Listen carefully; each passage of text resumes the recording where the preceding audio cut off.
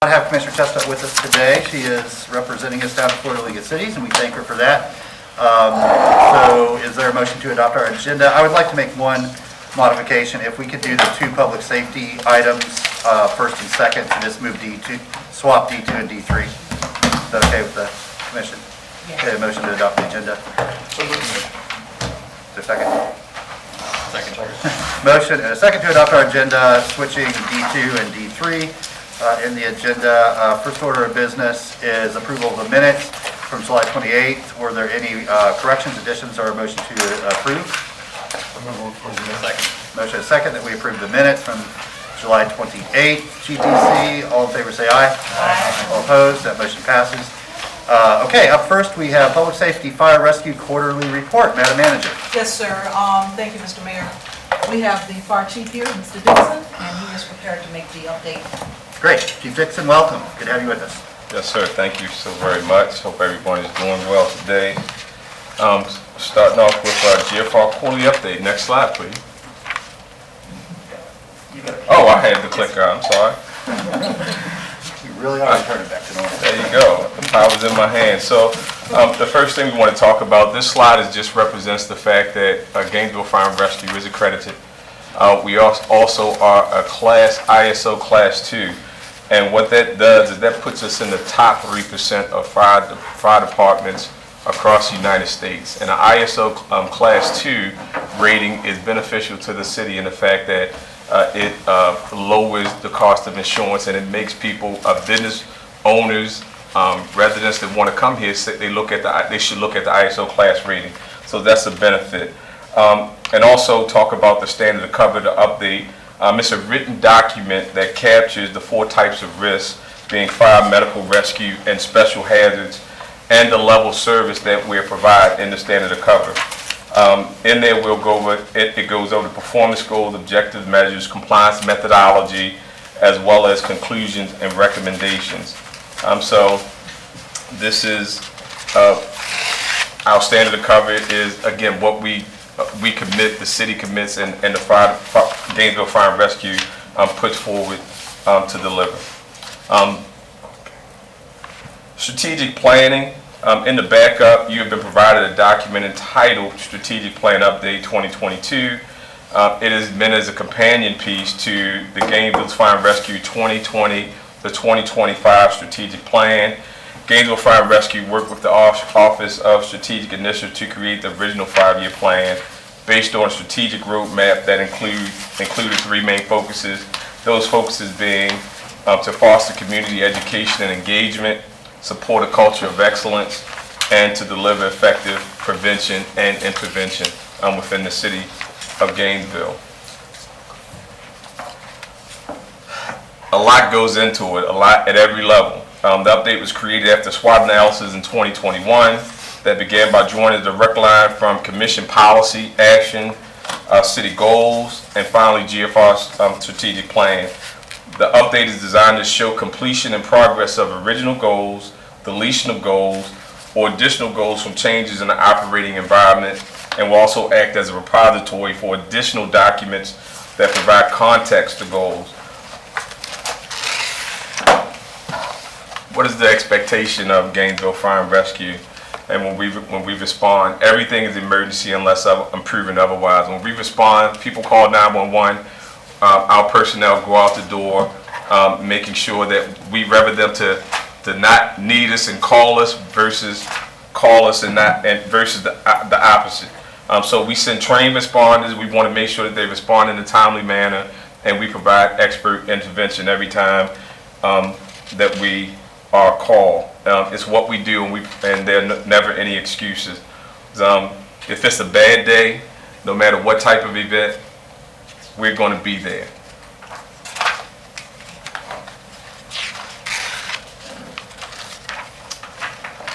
Medical emergencies, as we talked about, vehicle crashes, fires, hazard material spills, technical rescues, those are all things that were talked about in the standard of cover.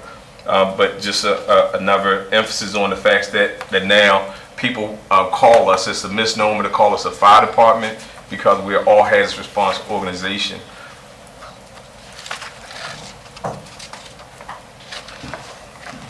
What this there's been talk about the increase in density. What this shows, I sit on a national committee regarding NFPA 1710, which is for the fire service, one of the standards. And when we develop the staffing, effective response force that goes to the scene of what is the typical is a 2,500 foot single family structure. This gives a listing of the amount of staffing that you would expect if you have a ladder up between 15 and 17 personnel to respond to that and to effectively handle it. When we get to something that is what they call a multiple occupancy, where there's or different occupancy types, mercantile and mixed use, residential potentially on top, then the number of staff that we need on the scene increases. So with changes in density or three-dimensional growth, our effective response force needs increase in direct proportion to the size and occupant load. And the challenges associated that include the complex building system, being able to access it as well as our resource limitation. In 2022, this is just average Gainesville Fire and Rescue. As I looked at the last few years, approximately 20,000 calls a year. And in 2022, we're on being, this is a mid-year, we're just about on pace for that. And as you can see, most of what we do is EMS related. We respond, our citizens are in need. Of course, we'll respond to the car wreck, the extrication, but typically we're going to be the first responders on the scene providing advanced life support for our neighbors. And with data, one of the things that we've gotten very good at in the profession, and certainly here in Gainesville Fire and Rescue, is determining when the need is highest for our services.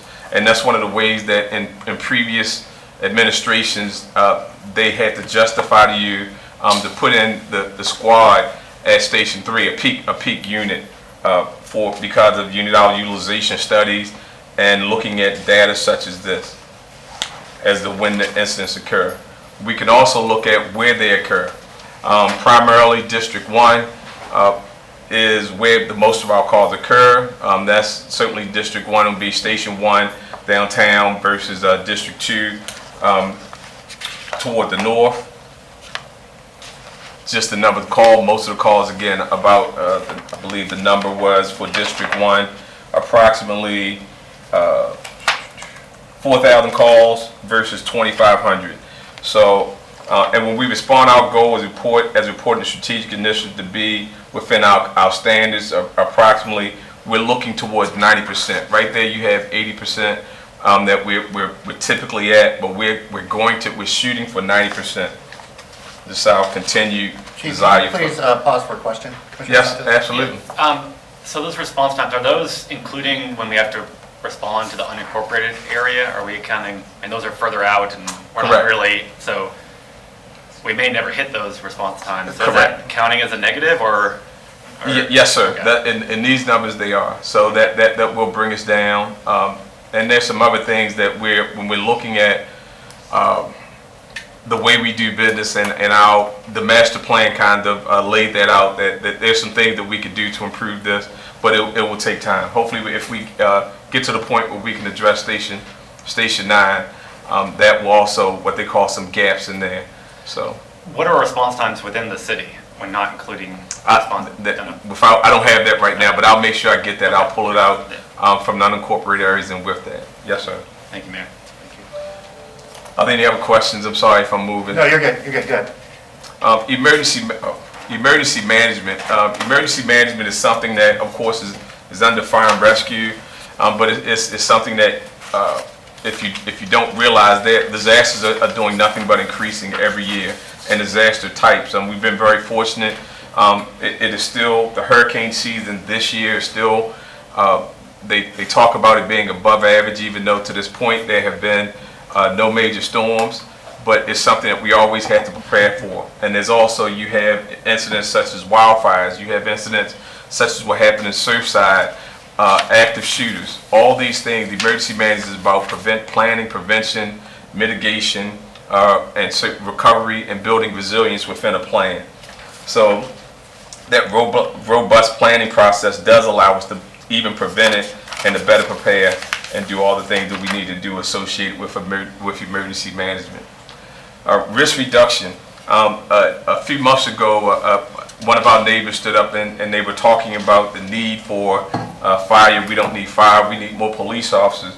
And I would certainly argue that if we had our neighbors in this room and you asked them, do I need a school, do I need a police station, or do I need a fire station, that fire station would be last. But one of the other things that I would say is based on information is that's because we've done our job so well in risk reduction, in engineering, enforcement, and education, which has reduced the fire to the point where fire is what they call a low frequency, high risk event. But we do the other things, and part of that is because on this end, the number of fire inspections, the number of safety violations, we go out and we make sure are corrected, and these things help us to decrease the fire risk to our neighbors, which makes Gainesville a better place to live and to work. Just to continue, the number of fire investigations, quality fire investigations are important to help us gather data on specific and unique fire problems in the community, and also important to ensure arson fires are handled appropriately. And part of the education we do is to make sure that we go out and we engage. That's part of the engagement with our neighbors. We give out free smoke alarms. We establish car seats, which is not fire, it's risk reduction, to make sure that we have our youngest neighbors safe in vehicles. If they reach out to us and we don't have it, we seek the resources to be able to assist them. Training each member every year, in our search for excellence, is we make sure our members are trained beyond what the standard would require, making sure that they have the certifications. ALS, I talked before about the ROS, return of spontaneous circulation. The ROS rate here in the city of Gainesville is excellent. Our training focus this year, when I came in and we started, I see the cranes all over the city. We didn't have a high-rise policy, and coming from a municipality that did, I was able to provide some insight and assistance working with the team, because this is a growing threat to our membership. So that's something that we're doing. We've been training on that and working with local business owners to gain access to some of the structures that are going up. That's part of being a part of the community to better protect the community, and certainly professional development. And I'll talk more about that in a bit. Budget. The one thing that, yes, there are challenges with budget, and they're well documented, and I'll talk about it just a bit later in the presentation, but we have and will offer no excuses. The dedicated men and women of GFR continue to exceed the expectations of our neighbors with those in the face of those challenges. Some of those challenges and emerging issues include facilities, well documented, the hospital wait times. Of course, as you all know, the COPCN is managed by the county. However, there's a stipulation that allows for exigent circumstances, and we have gotten to the point where we had to put our ambulance in service ready because of the extended wait times, and there were no transport units available that would be able to provide service to our citizens. And I've had conversations with Chief Theus, and I've certainly explained to him that if we have a need to do this, there's no way that I'm not going to go into the realm of exigent circumstances. So that's the emerging issue as we continue to grow as a community, not just Gainesville, but in and around Gainesville, Alachua County, Alachua City, whatever the case may be, that pulls units from Gainesville. Competing fields, compensation and benefits, and working conditions are emerging issues. We're constantly adapting. We're right now looking at, because of the facility at relocation, one of the things we have that was available, a monoclonal treatment in the heat of COVID.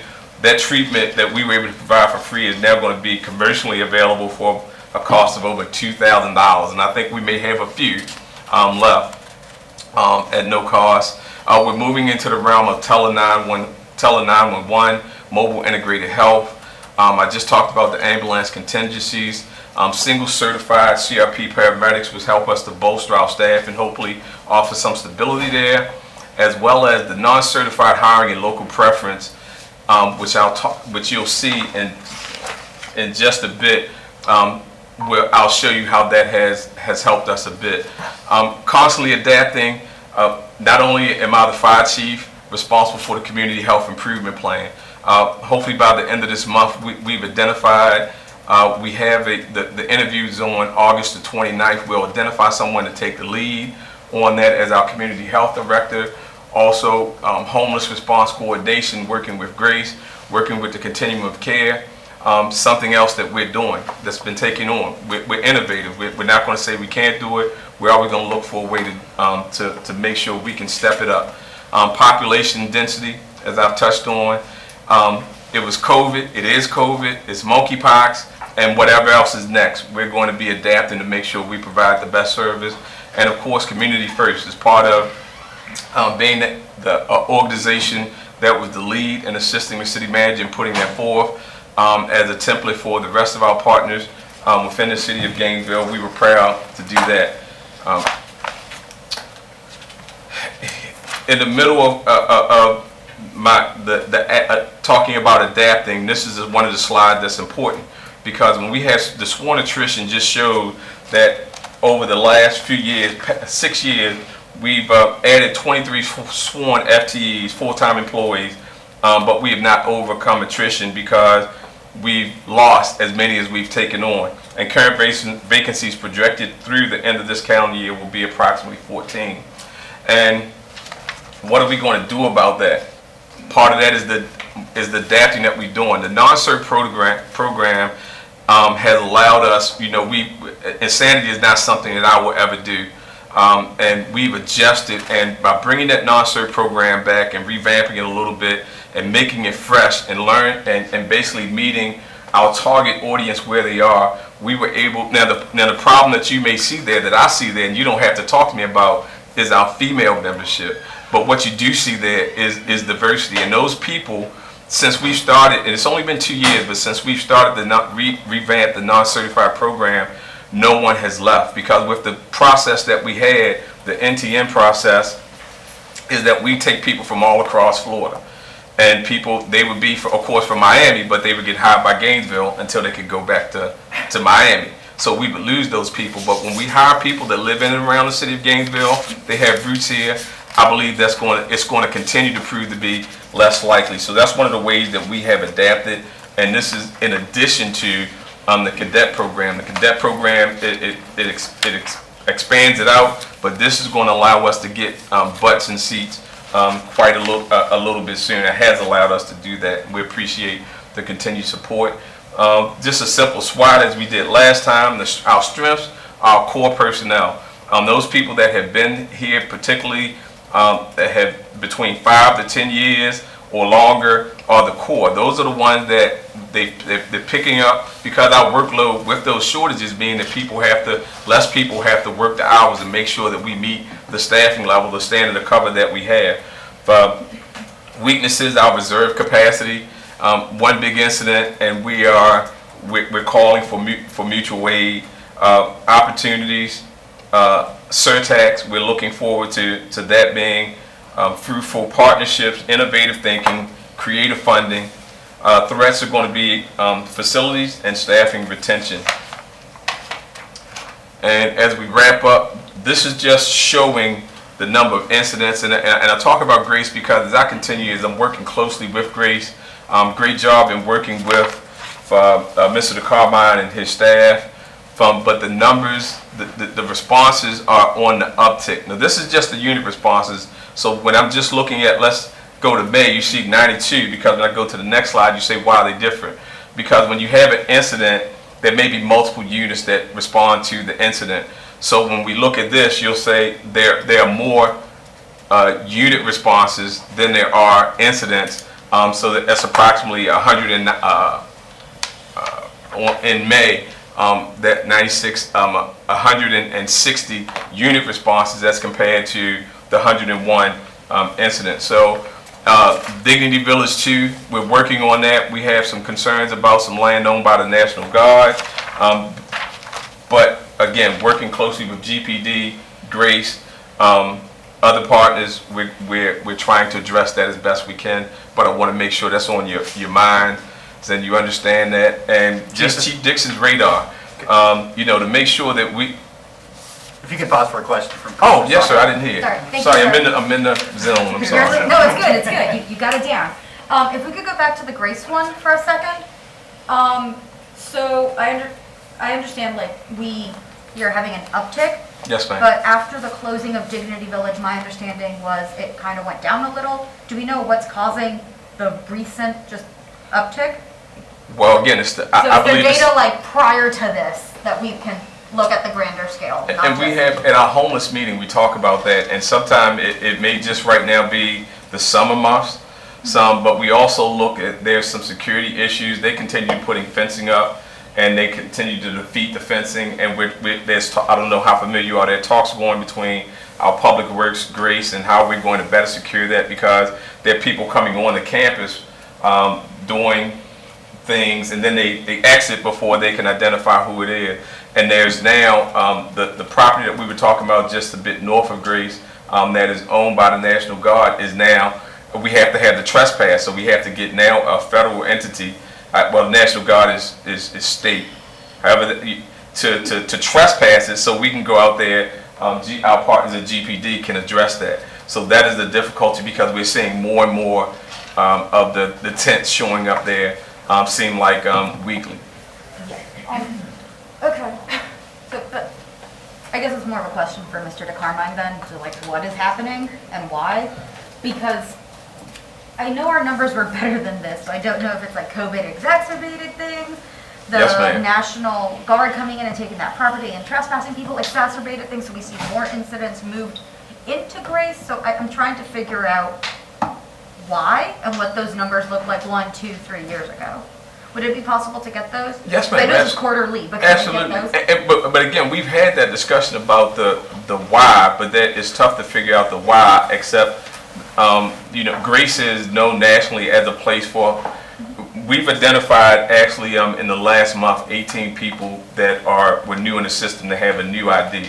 And we don't, what is that telling us? Sometimes you have to wait to see exactly. You can try to extrapolate something from very new data, but you may be wrong. You have to wait over a period of time to say, okay, I see what this is actually showing me. But I'll certainly talk with Mr. Carmine again and see if there's any trends that we can identify to support like exactly why this is happening. But I just think sometimes it's the fact that going through an economy like the United States is now, that there may be more homeless people, have crisis events, that one event away from being homeless, and I think it was more Dignity Village, I know, caused a lot of the incidents because it was very dense space with people not being able to go in, poorly lit, all kinds of things are happening. right, and now there are more people coming And back. now that it got cleared, but it's building up again, another tent village, so I'm asking, is that one of the things? Because it could be many things. I certainly believe that is one of the things, and that's why he's asking for, he's actually asked the city for funding to repair that fencing. So I do believe that is one of the contributing factors, yes ma'am. Okay, thank you, sir. Yes ma'am. So on my radar is certainly incoming is succession planning. You always want to prepare people. I'm not scared to prepare somebody to take my job. I'm confident in what I do, and I certainly want to leave it better than I found it. Developing influences.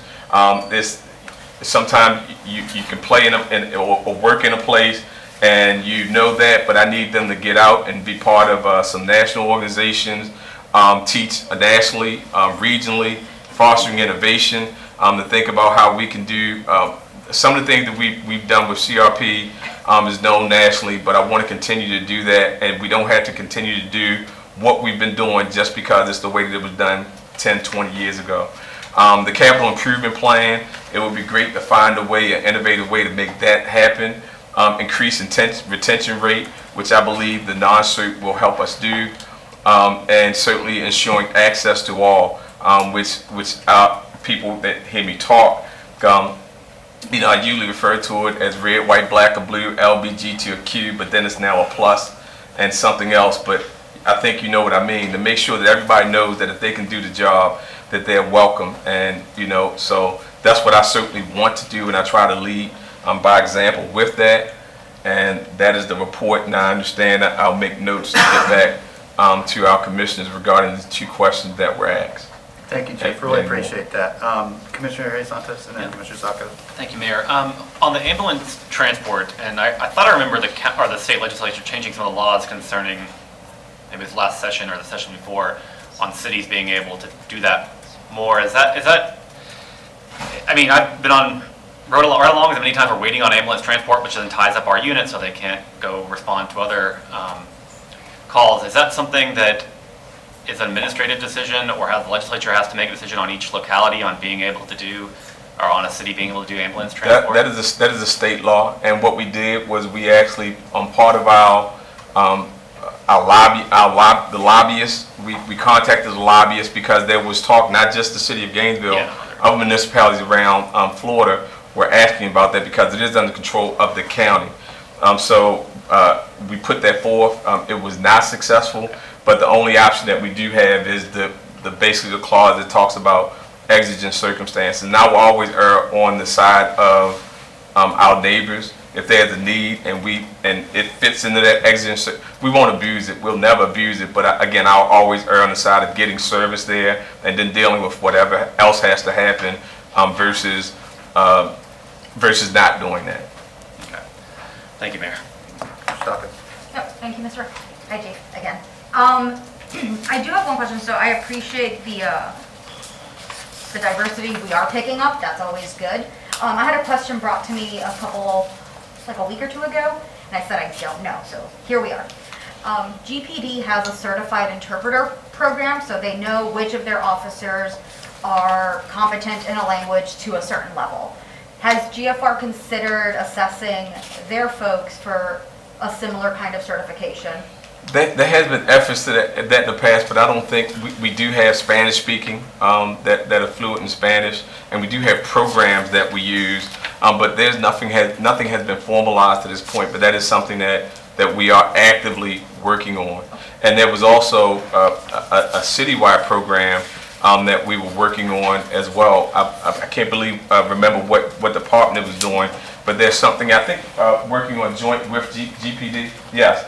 With GPD on something that for first responders to use. But we do have people, and we're certainly going to try to expand that as well. There's some municipalities that actually have citizens that are available for certain calls as well.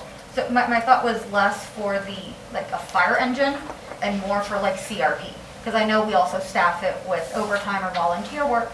That would be a great one to have someone that we know is certified, like that we can pull from if we're going to go do certain calls. Yes, ma'am. So that's kind of where my thought was, but you're working on it, so I'll leave it to you. Absolutely, and we do. So once we do the initial interview and we understand that we're going to meet somebody, whatever the need is, we adjust to make sure that we can provide them with the level. So now we know we have to we typically have time because CRP is typically not an emergency.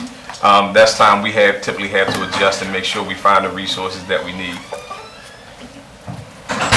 Okay, thank you, Chief. Any members of the public have any comments on the GFR quarterly update?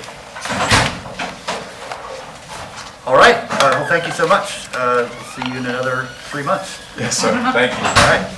All right. Okay, up next then we have our Gainesville Police Department quarterly update. I just saw Chief step out. Me neither.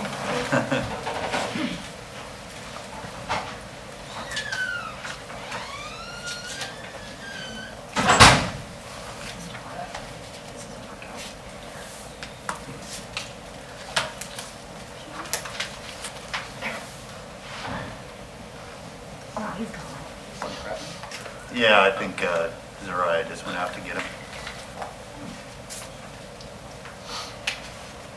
Did he ping his phone? He usually has a pretty good excuse if he has to step out.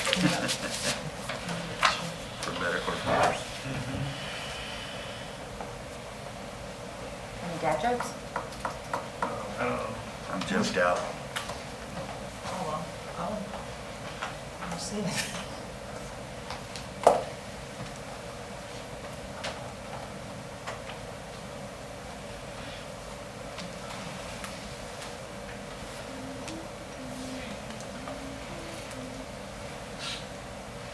Do you have a new question? That's fine. full of useless trivia that I don't really want that.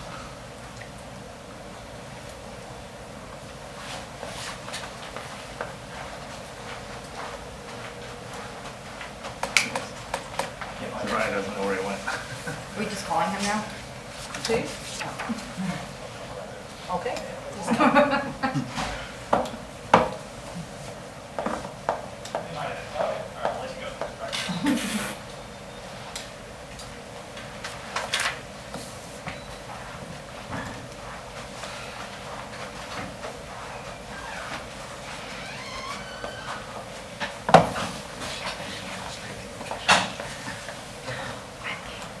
He just wanted a big building to his entrance, I think.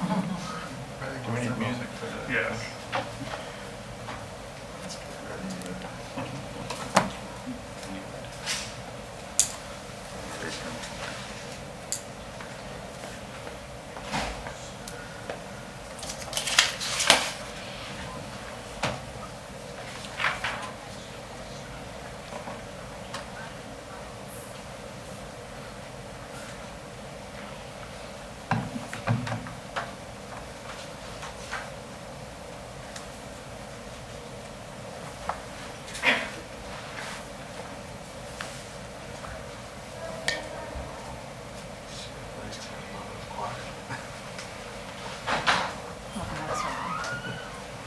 Here he is.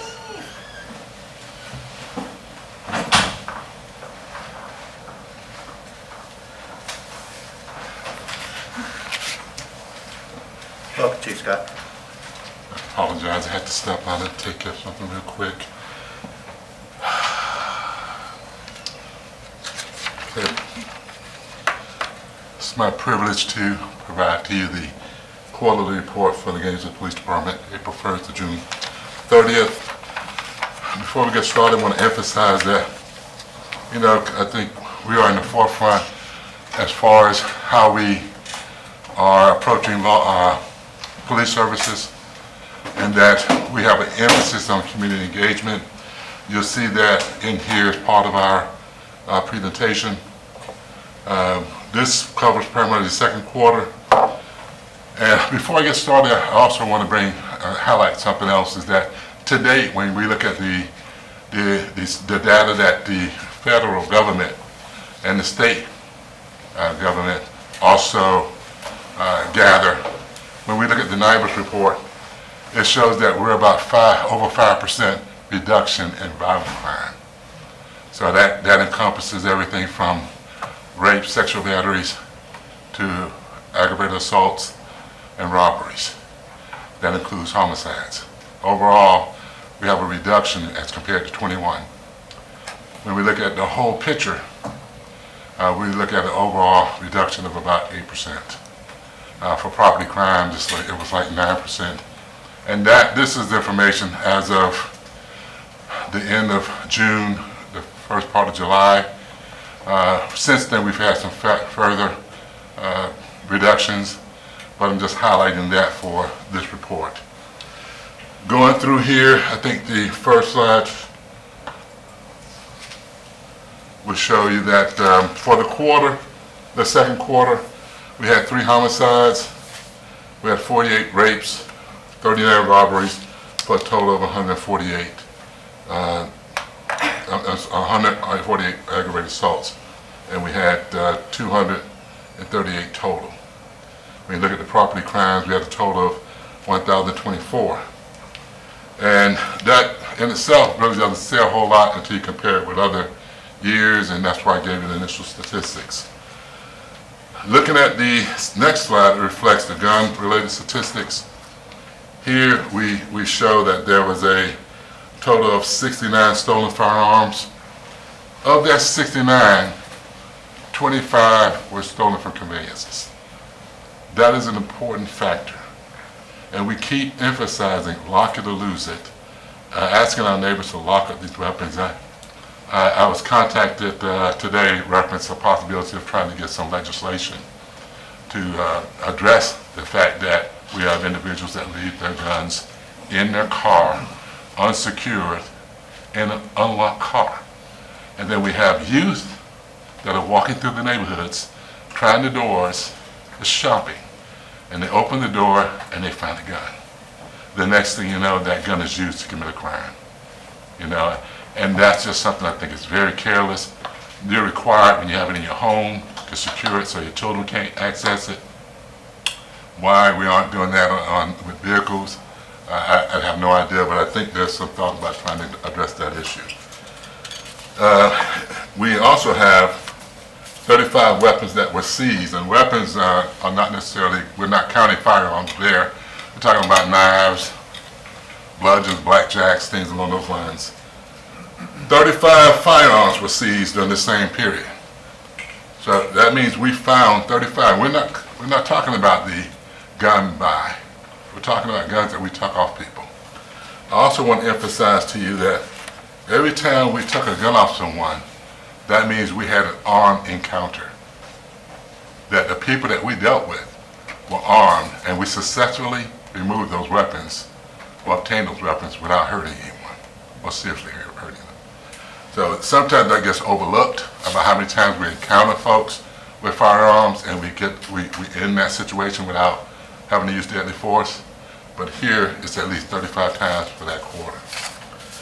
The number of shots fired called, we had 45, and with shots fired, we're talking about incidences where people called in and they told us that someone had been shooting a gun or there were shots in the area, or we received some other type of report or an officer heard it, and we were able to verify that it did occur.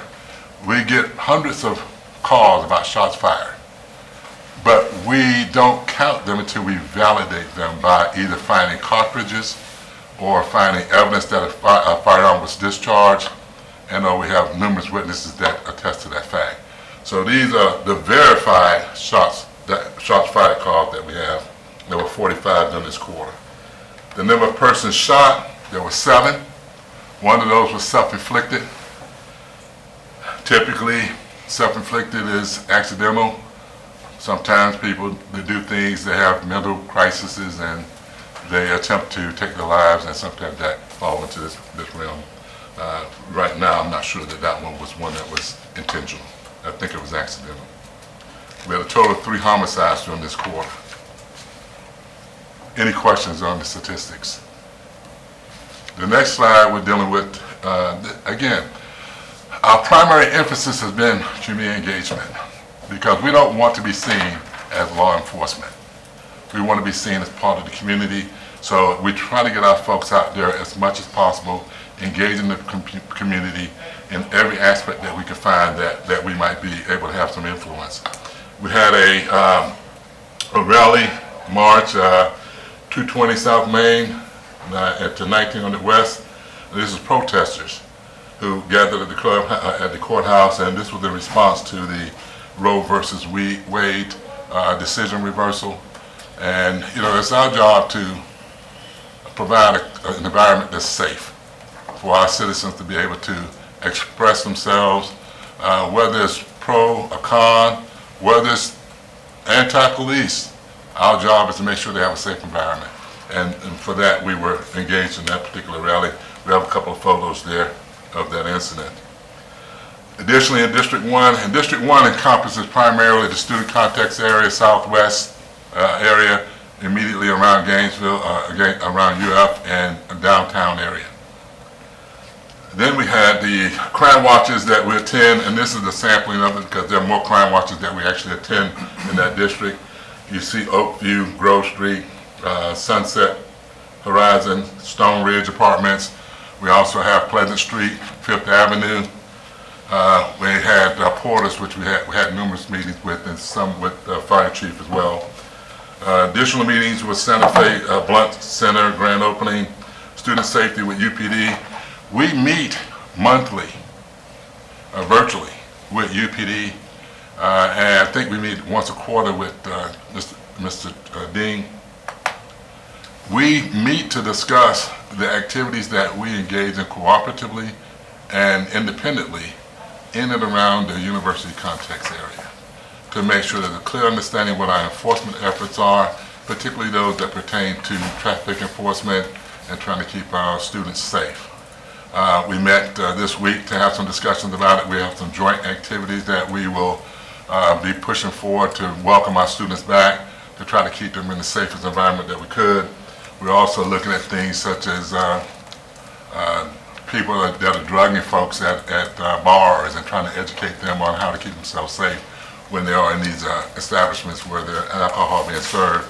We've had incidents where people were provided a drug and taken advantage of, or basically sexually battered. So we want to make sure that we educate our folks about not leaving their drinks unsecured. We also have the downtown coordination meeting, which I just spoke about, that we attend. You have health, safety, security, homeless services. You know, homeless services is a lot of what we engage in, particularly downtown, also around the interstates. We've coordinated with FDOT and with Public Works that they alternate cleaning the area up.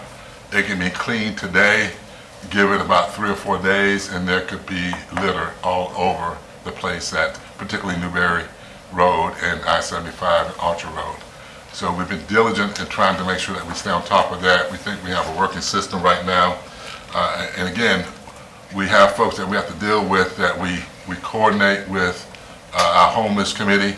We sit down and speak with those individuals. We talk to John DeCarmine and his folks.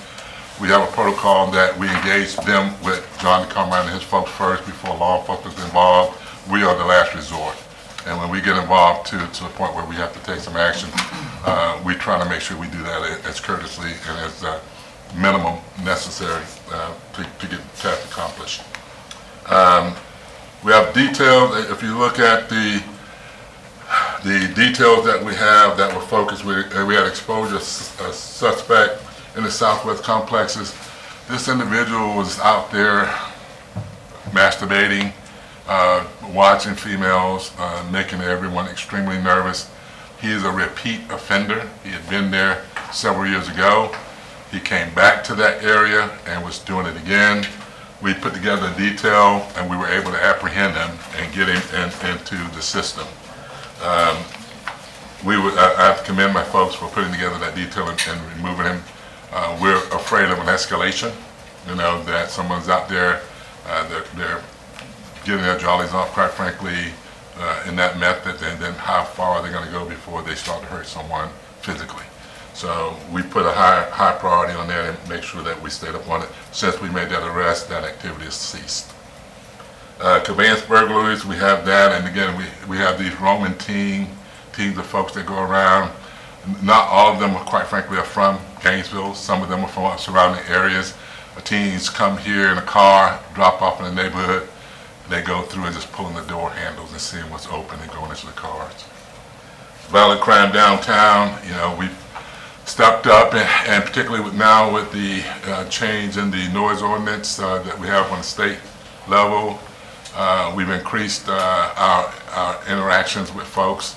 We have more statistics on what we actually did in the next quarterly report, because that application wasn't actually enforced until August 1st. We've been handing out warnings to folks. Our approach downtown, we put some details together trying to address the violent crime and really the guns. The proliferation of guns that we encounter is amazing. You know, I've worked here for quite a while, and I don't think we've ever had this number of guns that we take off the street on a consistent basis. You might have blips, but it's continuing.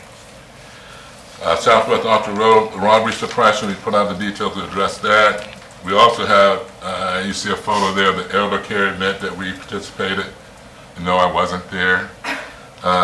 It was Lieutenant Weiland and Corporal Owens that attended this. And again, trying to make sure people understand that we're part of the community and that we're engaged with them, and try to make sure that they understand that we're more than happy to be engaged with them in any activity that they have. The next slide focuses on District 2. I'm not going to cover all these events that they attended, that they participated in, but you can see we have 2 Fiesta, radio podcasts. 2 Fiesta has been good partners for us, bilingual, definitely has been an asset, and they work with us, and we've had a couple events that we've were able to work with them, and I do a podcast with them, and they're good partners for us right now. The homeless services meetings, we attend that anti-violence pop-up, the property ribbon cutting that we had for the Clarence R. Kelly Center. We have officers assigned to special details throughout. And again, as far as special details and how they come about, typically when we meet with the neighbors identify some issues that they have in the neighborhoods. What we've been trying to emphasize is that they have to be part of helping to identify the problems and then helping to come up with a solution, how we're going to be dealing with them. We don't want to go into the neighborhoods and surprise them. We want them to actually expect what we're going to do. And so that whole process is something that we've embraced and incorporated into not just our training for the officers, but also for the community.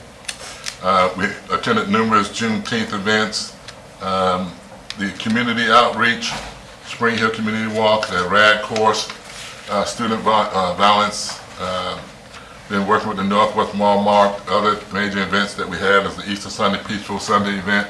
Peaceful Sunday, as you know, I think starts in around February, and that ran into this past weekend. It's something that's labor intensive for us.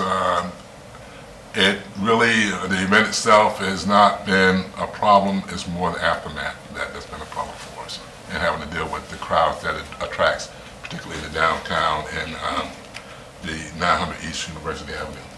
But we've worked successfully through that, and we're looking forward to being able to focus more now on the students returning to the city.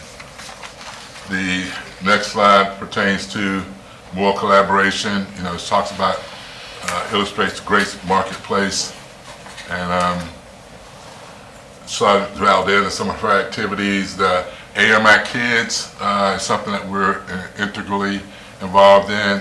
Captain Young, I think, is part of the board now for AMI Kids. These are a list of the crime watches that they attend. They're everywhere from Candlelight Estates to Sugar Hill. Again, trying to make sure that we're accessible, that we're there, that we can integrate with our community and understand what the issues are, and that we're in collaboration with performing action plans with them. The next slide is an illustration of some of the activity that we had to make arrests on. We had a homicide that occurred in the 1000 block of East University Avenue. That was at the Wawa. This was a drug deal that went sideways, and this subject that was arrested, Mr. Zamonte Hartsfield, was involved in that and ended up firing a gun into the car and killing a subject. There was also another individual in the car that fired back, but the primary person that was charged is Mr. Zamonte. Justin Clayton, again, he was tied to that event. He was charged with tampering with evidence and accessory to murder. The next is Justin Cromwell. He was arrested for 2 counts of sexual battery on a victim under 12 years of age and the distribution of obscene material to children. I wish I could tell you that this was the exception, but we have a serious issue nationally with the amount of internet crimes against children, and it's continuing. We are the regional hub for it here, and I want to say every couple of weeks we have somebody that we're going to be serving warrants on and picking these folks up, and the range of age covers the spectrum, but it's really another challenge to our youth that I think we need to be keenly aware of, and we're trying to be as proactive as we can to address it. And I encourage parents to pay attention to what their children are doing on the internet. The next slide, this is the focus on the traffic crashes that we've had for this time period. We had 8 people lose their lives from April 1st to June 30th. That's 8 too many. And we look at what could we have done to address it. There's no one single location. You had one on West University Avenue, one on Archer Road, you had Main Street, 28 Terrace, 23rd. It's all over the place. It's not, typically what you look for is consistency as far as location, to see is there a design problem, or is there something that we can address that we can maybe fix, or there's nothing in that data that shows there's any consistent place where this is good. Now we have to look at it for more than just a quarter. We'll be looking at it over the year and really comparing it with other years, but nothing substantial there. When you look at the second slide, which shows the results of crashes that had bodily injury, serious bodily injury, we had 3 on West University Avenue. I believe that was between Main Street and 28th Street, or for sure 34th. Then we had 3 on Northwest 13th Street. Those are accidents that ran, and again, no single location stuck out, but just something that we're monitoring.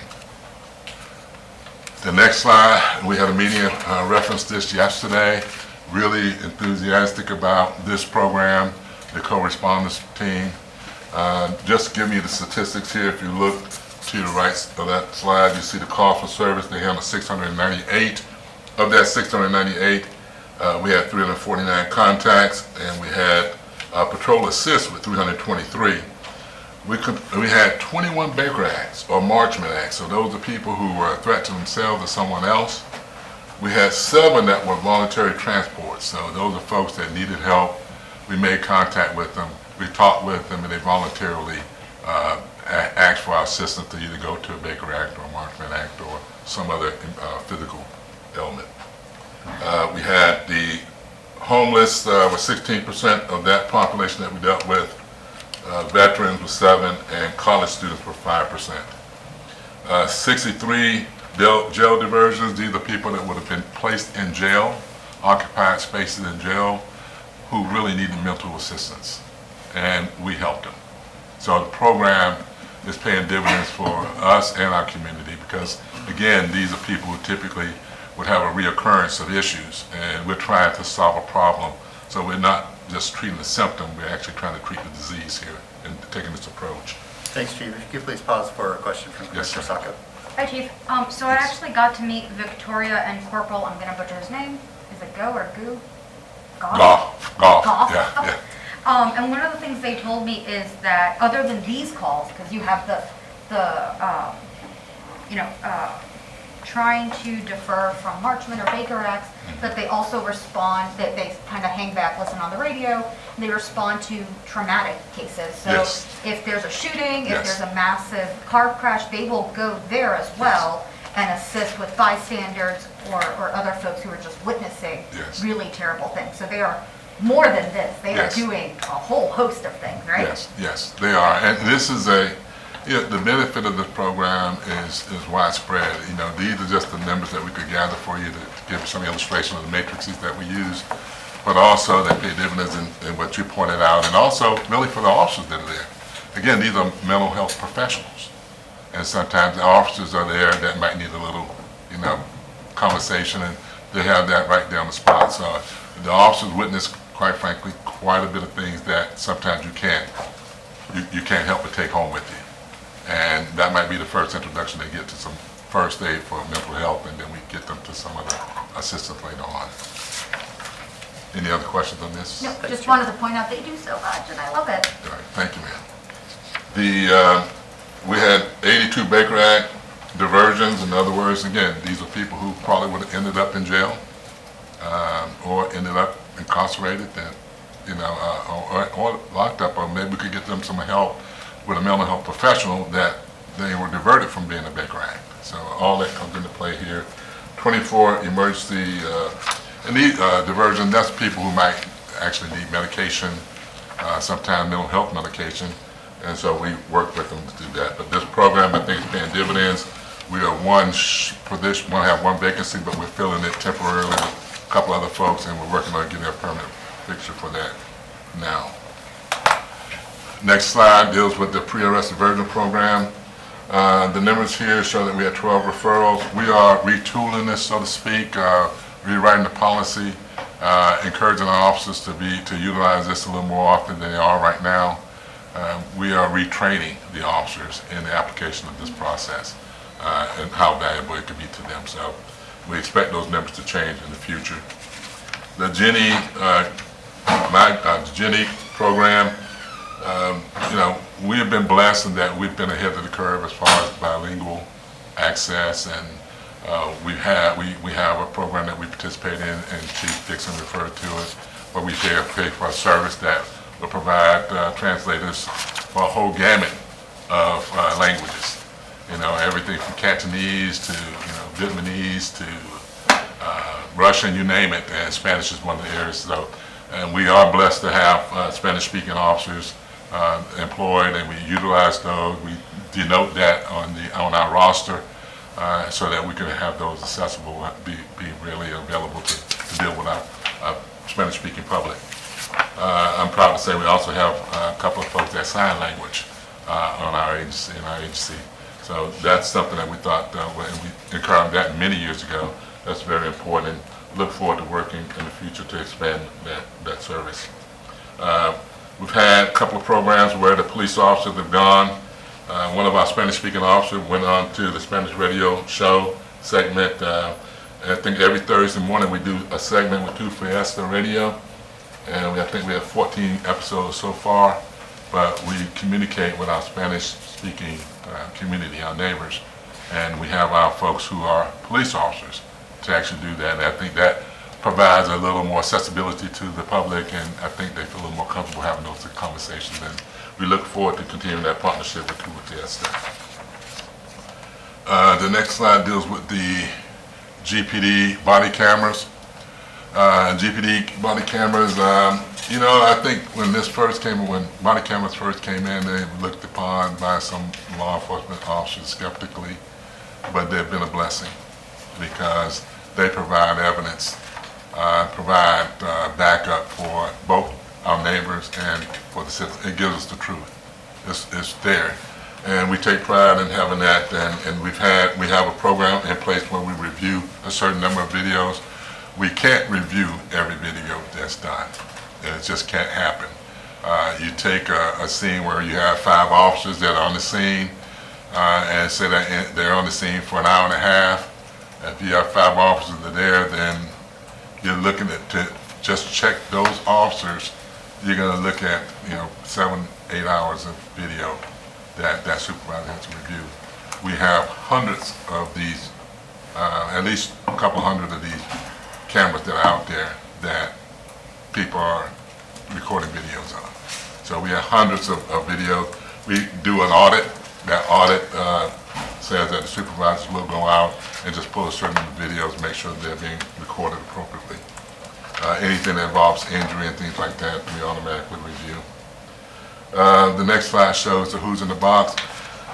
We did this in January, and that concept, I think, and the reason why it's here, that concept was passed on to Ocala Police Department and Sheriff's Office, bought the Who's in the Box, and they conducted a Who's in the Box event presentation in Ocala, and I went there. Me and a couple of my staff went up there to support them. It was well attended. The program itself is just showing the dramatization of what happens when you have gun violence, and the impact that it has on the family and the impact that it has on the perpetrators. And I think this is something that it was supposed to be also presented at the backpack giveaway, but they were in New York. The actors are in New York. We look forward to expounding upon this. I've had some conversations with the superintendent about how we could engage some of our students who are experiencing challenges in school. I've spoken with the sheriff about that, and the sheriff and I have agreed to sit down with some of these students to see if we can make an impact on a recurring basis. So we're working out the details of that, but that's something that we hope to have in place sometime within the next quarter. The Neighborhood Policing Initiative, I think that initiative has paid dividends for us. This is education to the public about how we identify problems and then how do we come up with action plans. We engage the public in doing that. We want our neighbors to have a full understanding of how to create an action plan. That is not just statistical. Sometimes it's quality of life issues that are brought to us by our neighbors, and that we formulate these plans and really goes over the history of law enforcement and how do we integrate as one and trying to remove some of the barriers that we have between police agencies or law enforcement agencies and our community. We've had in this between August 1st and June 30th, we had 3 trainings. 55 people were were in attendance. Again, it's providing that education and training to them. It's just a little more education about what we do and how we do it. Youth services, you know, because a large part of the problems that we have deals with youth. And so this is extremely important, the crime prevention component, getting out, interacting with them. We have BOLD, we have the Right House, the Youth Academy, Inspire. You know, all these programs are valuable and because they are preventative. You know, we're trying to prevent these kids from killing one another and also prevent them from becoming statistics. You know, how can we have an impact on them? You know, and the funny thing about, you know, our dealing with youth, particularly the way law enforcement has dealt with them in the past, we have come up with all these programs to deal with the youth, but we never talk to them. So one of the things I think we've done that's new here is that we actually have listening sessions that we've scheduled and we're going through now with some of our area youth, where we sit down and listen to them tell us what's wrong and how to fix it. You know, it's different when we, being a little older, decide that we know what's best for them and what's wrong with them, but we never talk to them. So we've taken a little different approach, and we think that's going to pay dividends for it. We work with the Black on Black in doing that. The GPD personnel, here on this date we had 31 vacancies, or sworn vacancies, 26 civilian. As far as the number of people, we've increased the number of applicants that we've had. We started 10 officers recently. That was a good plus. We're continuing to get good response, I think, in part to our incentive that we put in. We've had one sheriff's deputy that came over, and he's solo on the road now. Happy to say that, and we're making some progress. But what's hurting us at this point, quite frankly, is that we have some older folks, some more senior people who have decided to leave the profession. And some of that is the result, quite frankly, of the national dynamic of, you know, how law enforcement is perceived. I've talked with them in exit interviews. I think they feel like we put a lot of investment into the community, and I think they have an expectation that we would get at least the benefit of the doubt. You know, but some of them, they're leaving at 20 years, 18 years, 20 years. Normally, they don't leave until they have 25 in because of the COLA there, or 30. But I think I had 3 that left with 20 or less. You know, that's unusual. So we're trying to address that. That's more of an issue for management here, you know, to come up with some ways to address those issues and try to resolve them. So we're putting forth some efforts to address the morale from that standpoint. But again, that's a national dynamic, not one that's specific to the city. Any questions for me? Okay. Thank you. Okay. Actually, Chief, I do have a question. Yes, ma'am. I apologize. So I was looking here on the slide with GPD personnel. I see that we have 90 applications received, 86 invited to test, yet 30 showed up to test. I was just curious as to what you think that is. That happens. I mean, it's, you know, it's been, I started dealing with personnel in 1990. And you never get the full complement of people that you invite. You typically lose about 30 to 40% of that. And sometimes you invite 100 people and you might get 50. And what's different is that we used to go through probably 200 applications to get 5 people. Now it's a little bit different. We're taking a higher number of people. The quality of people that we have, I think, is good. What we're looking for is different from what we used to look for. It used to be, could you fight? You know, could you drive? Could you do all the physical things? Now it's more of a focus on, can you talk to people? Can you communicate? Can you de-escalate? Can you resolve issues? Those are the focuses, and that's helped us, and we've come over that. We've taken that approach for many years, and you know, we have a large, and we're proud to say that we lead the state, if not the nation, in the percentage of females that we have employed. You know, because we weren't looking for the bigger, stronger. We were looking for the smarter, the smarter and the people that can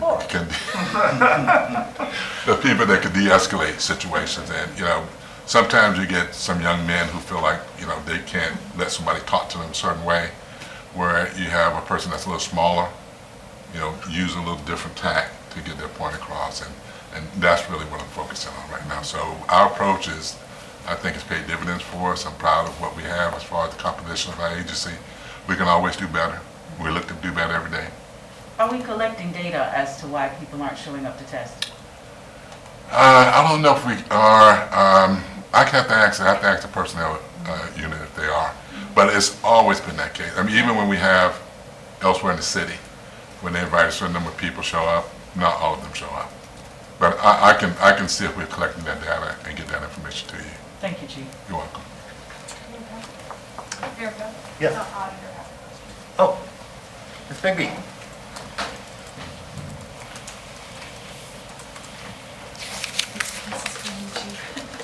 Thank you, Mayor, Commissioners, and Chief Scott. I was just wondering, when we invite applicants to test, do we have flexible schedules? Because sometimes, like, it's a Tuesday morning, women might have childcare responsibilities. So do we offer like an evening, weekend test opportunity? I don't know. I'll have to check and see. And we used to be very flexible. In fact, we would actually take our show on the road, so to speak. We would go to different locations, particularly colleges and things like that, and do everything we need to do right then and there. I have to check to see exactly what they're doing. But that's, I want to say that we do have some on Saturday, but I'll verify that. Okay. That seems to be something that's reasonable, and that I know we've done it in the past, and I'll check to see if we're doing it now. So thank you for that. Thank you, Mayor. Yeah, good question. I guess, you know, really most applicable to Mr. Cunningham and Ms. Curry for all of our large pools, that if we're constantly hiring people and constantly looking, and again, I don't know, you may be doing that already, but if not, it's certainly an important consideration. Of course. Yeah, very good. Thanks for that, Ms. Bigby. Thank you, Chief. Really appreciate it. Pass along our gratitude, please, to your command staff and the rest of the force. Really do appreciate that. Any members of the public have any comments on the GPD quarterly update? Okay, thank you very much. Then our next item is the fence height item. Commissioner Santos, I believe this is yours. Yeah, thank you, Mayor. We have when you look at other cities across the country, we actually have very little regulations on terms of height, fence height in front of the houses and on corners. It causes a lot of issues from safety. I mean, our cars can't see someone coming, a little kid can't be seen like coming around a corner. We talk about like what can we do to make our Vision Zero and things like that. There are small little policy changes that have to be made. Walkability is another major thing, and kind of having a connected community. If you have a bunch of 8-foot walls that are lining your street, you can't talk to your neighbors. It makes you less likely to walk. And then he's also in like the crime prevention space on the sub-TED principles, crime prevention through environmental design. Being able to see out from your house onto the street allows you to see crimes that may commit, but also people can see what's happening in your front yard too. So I think for a variety of reasons, I think we should look at changing our requirements for fence heights to kind of more what's used around the country. Thank you, Mayor. Morgan? Sure. Hi, Mayor and Commissioners. I am Morgan Spicer. I'm the Interim Policy Oversight Administrator, and I'm here to share the research that one of our summer fellows, Jeff Liu, conducted on fencing heights. And so Jeff has ended his summer fellowship, but we're very grateful for the work that he did. And so I can go ahead and get started. So of course, as always, the first two phases of the policy process, phase one, research and idea formulation, which resulted in Jeff's report, and then we are currently in phase two, which is GPC consideration.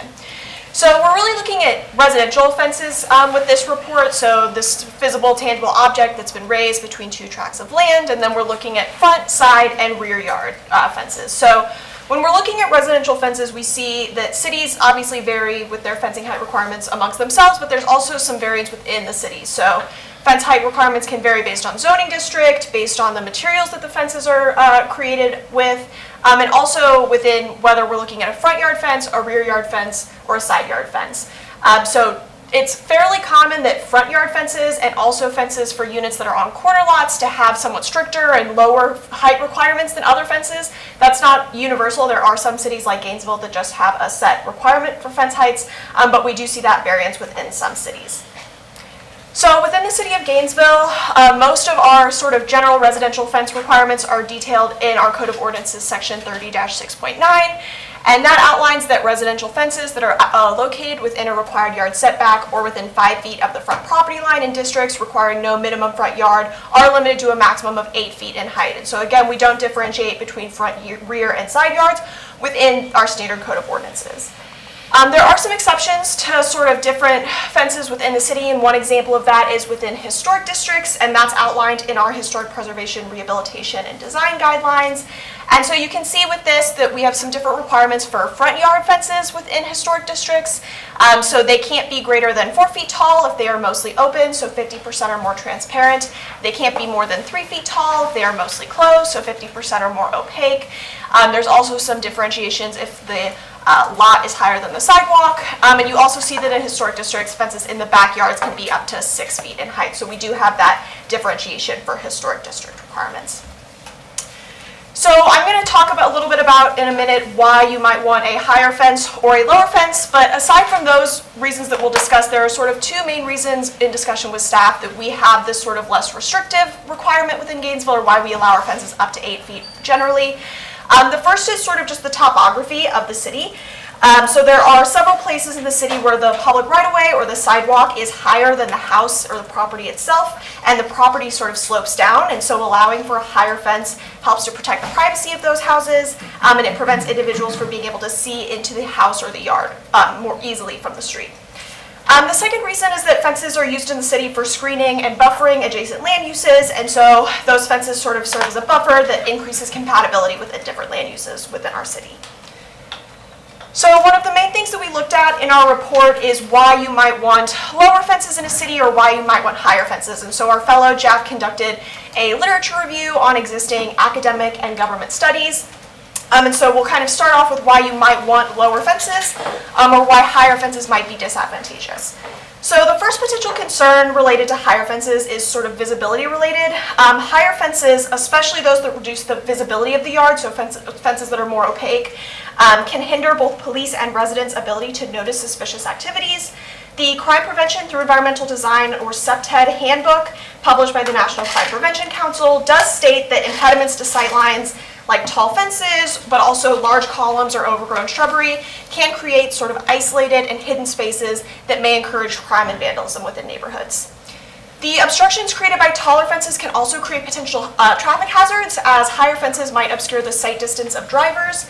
This issue can be even more critical when we're looking at intersections or properties located on the corners, as those areas can require additional sight distance for drivers. Further, higher fences might hinder the overall air quality due to the diffusion of traffic gaseous pollutants. So higher fences might lead to higher carbon monoxide concentration between the fence and the building. And then finally, high fences can also be perceived as unwelcoming to passerby pedestrians or potential homebuyers or renters, and might discourage positive interactions between neighbors. However, there are also reasons that communities might want higher fences. So first, when we're looking at safety and security of homes, high fences can play a defensive role against intruders by preventing easier break-ins by burglars. An 8-foot fence is just harder to jump or climb than a 4-foot fence is, and so that higher fence can provide an extra level of security for homes. Further, high residential fences can be used to reduce the noise level in neighborhoods, and they can be an effective barrier that results in the reduction of traffic noise for homes next to busy streets. And then really the largest consideration for higher fences is that they provide more privacy for property residents by reducing the visibility of vehicles and pedestrians that are passing by. And then lastly, before we look briefly into some other cities' ordinances, we did just want to flag that one of the questions that might need to be considered before potentially moving forward with the change in ordinance is whether the difference in fence heights will make a sufficient or large enough change in these realities to sort of justify the time and the cost that it would take staff and neighbors to implement this change. So it would require staff time to inform neighbors of this change and to ultimately enforce the change, and then it would require neighbors who currently comply with that 8 feet height requirement to change their fence heights. So it can also require resources on behalf of neighbors. So just wanted to briefly share some other cities. So in Jacksonville, generally they allow fences up to 8 feet in height. However, in the front yard, they do reduce that to a maximum of 4 feet in height. And then for corner lots, they can be up to 6 feet in height. And then Jacksonville, along with many other cities, differentiates between zoning districts. So in rural residential zoning districts, fences can only be up to 6 feet in height. In Orlando, residential districts are generally not able to exceed 4 feet in height. And then one note, they have some allowances for crime prevention fencing, which is actually specific to commercial and industrial fences, but they do allow 2 feet to be added to the fence if it is a certified crime prevention through environmental design fence. But generally for residential fences, we're looking at 4 feet in height in Orlando. In St. Petersburg, they allow their residential fences to be 4 feet in front yards, 6 feet in side yards, and then 4 feet on the side yards that are abutting neighbors' front yards. Tallahassee is actually sort of an exception to the rule. Their code of ordinances only specifies that fences cannot be less than 4 feet in height, so they really only outline that minimum height. Tampa is 6 feet across the board for single and multiple family districts. Ann Arbor, Michigan, you can see fences in rear yards can be up to 8 feet in height and 100% opaque. Side yards, 6 feet in height and 80% opaque, and then front yards, 4 feet in height and 50% opaque. Athens, Georgia, front yards fences cannot exceed 4 feet, and then fences in the rear or side yards cannot exceed 8 feet. In Berkeley, California, it is 6 feet maximum height across the board for their fences. In Chapel Hill, front yard cannot exceed 6 feet in height, and then if it's above 4 feet, the opacity must exceed 75%. Fences in the rear or side yards cannot exceed 8 feet. And then the last city is Knoxville, Tennessee. The fence in their front yard cannot exceed 6 feet in height. The opacity of fences above 4 feet must exceed 50%. And then fences in the side or rear yard cannot be more than 8 feet in height. And so this is just a little chart to outline front yard fence height, maximum heights. Again, not all ordinances distinguish between front yard fences, so this is just a general requirement for some. But you'll see that 4 feet and 6 feet tend to be the most common. Boulder, Colorado's up to 7 feet, and then of course Gainesville's at 8 feet. And some of these cities do have different opacity requirements that affect how high their fences can be. And of course Tallahassee is that outlier there, outlining the minimum of 4 feet. And so that's what I have for you today. This is just a reminder of the next stages in the policy process. Phase 3, timeline development. Phase 4, full staff analysis and proposal. That proposal would then return to GBC in Phase 5, which would proceed into implementation if the Commission so chooses. Thank you, and I'm happy to answer any questions. Hey, thank you, Ms. Spicer. Commissioner Santos. Thank you, Mayor. As you can see, we're kind of an outlier in terms of what we allow. I think we should have our staff bring back recommendations with a focus on looking at front yards, corner lots, and driveways, but a focus on Vision Zero, SEPTED with GPD being involved, neighborhood vibrancy, and walkability in terms of what the goals should be. Okay. What was that? That was a motion, I'll second it. Okay. Oh, okay, so motion then. A motion and a second that we ask staff for follow-up on bringing back some recommendations based on Vision Zero principles, SEPTED principles, and what was the third? Neighborhood vibrancy and walkability. Neighborhood vibrancy and walkability, okay. And I would add to that what an implementation would look like, whether it's all new fencing would comply, or there'd be a period of time where folks would have to come into compliance. Those are some things I'd like to come back in the staff report. Commissioner? Thank you, Mr. Mayor. So, Ms. Spicer, real quick, just so I make sure I understand, because we have front yard, side yard, backyard. We don't really differentiate, but we do. So, Commissioner Santos, what he is proposing would apply to the front yard or the whole property, have one unilateral change, and does it matter on our code currently? I think I just got confused. Does it apply to only the front yard as far as visibility changes or Vision Zero changes? Or is it the whole property? Because there's no Vision Zero issue in someone's backyard. You're not driving through I think it. the motion was for front yard, corner lots, and driveways. Okay. Okay. Correct? Yeah, Yeah. where are those interactions? I don't, 8 foot is fine for me on the rear yards, and it's just, yeah. Okay. And that's what some places have differentiated. Yeah, some do differentiate, yes. Okay. Any other questions? All right. Members of the public wish to speak on fencing. All right, back to the commission. All in favor of the motion say aye. Aye. All opposed? Motion passes unanimously with Commissioner Chestnut absent. Mayor President, second motion. Commissioner Ariel.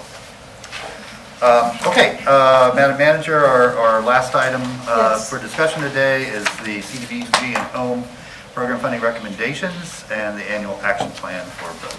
Yes, sir. This is a 5-year plan that needs to be submitted to, that is submitted to HUD actually, and every year we should do an action plan. This is for our CDBG and home funds. I think CDBG is about 1.3 million and home is, I believe, another 600,000, but this is the action plan that we have to submit to HUD. It comes to the commission this time each year. Approximately Ms. Deanne is here. And I believe the chair of the advisory committee. So yes, if you guys could come forward. All right, great to have you with us. This is the Affordable Housing Advisory Committee. Right.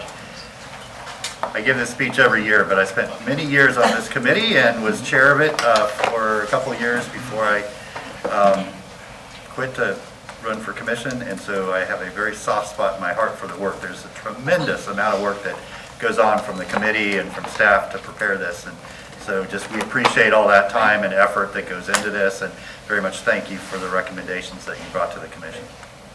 Well, good afternoon, everyone, Honorable Mayor and members of the Commission. I thank you for your attention as the Office of Housing and Community Development requests your review of the proposed fiscal year 22-23 annual action plan, including the outside agencies, housing and public services funding recommendations.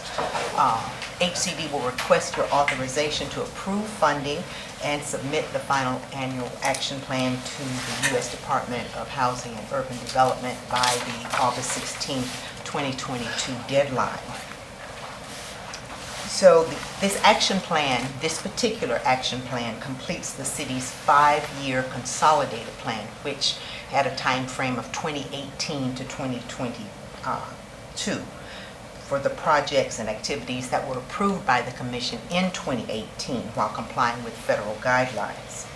And then what we have is the consolidated plan outlines not only the priority needs as listed on the slide, but also the strategic objectives established by the Commission. And you can see those objectives. You've got housing, you've got homeless assistance, job training, employment opportunities, nutritional support, and assistance to disadvantaged and at-risk youth and seniors. So those were the properties that and the objectives that were established by the Commission. So additionally, what we see is that there is a collaborative effort between the coordination and overlap with the city strategic plan along with the consolidated plan. And so the strategic plan is from 2020 to 2025, and then of course we had coming right before that the consolidated plan that started in 2018. So though not a competitive process, the submission of the annual action plan serves as the city's application to HUD for funding. Collaborative and engagement efforts and a focus on the provision of services to benefit primarily low to moderate income households and neighbors helps to ensure that the city is successful in its community development home investment partnership program, and that those dollars are used to the best of our abilities. So HUD has very different types of programs. The city historically and continues to participate only from Housing and Public Services under CDBG and the Home Investment Partnerships Program.